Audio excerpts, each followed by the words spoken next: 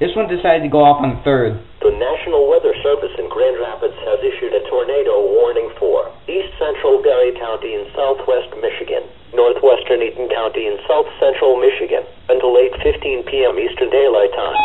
At 7:38 p.m. Eastern Daylight Time, National Weather Service meteorologists were tracking a severe thunderstorm capable of producing a tornado. This dangerous storm was located 6 miles southwest of Nashville and moving northeast at 45 miles per hour. The warning includes areas surrounding these locations: Grand Ledge, Nashville, Calamo, Mulligan, Vermontville, Sunfield, Morgan, Assyria, Croyville, Little Venice, Needmore, Gresham, Chester, Quimby, Maple Grove. Take cover now. Move to an interior room on the lowest floor of a sturdy building.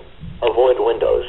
If in a mobile home, a vehicle, or outdoors, move to the closest substantial shelter and protect yourself from flying objects.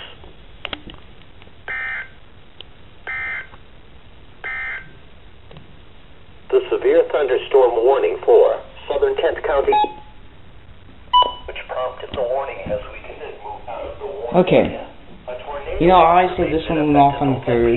You know how this radio normally goes off on the first part of the EAS tone. It went off on the last burst for some weird reason. I've never seen it happen with this one.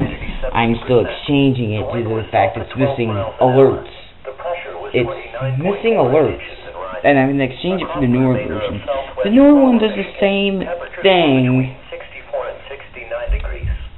Yeah, it's just weird. Well, we'll see what happens.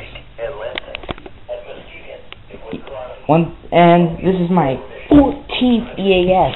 I'm getting tornado warnings now. Some people might call me lucky for getting this many tornado warnings in a year.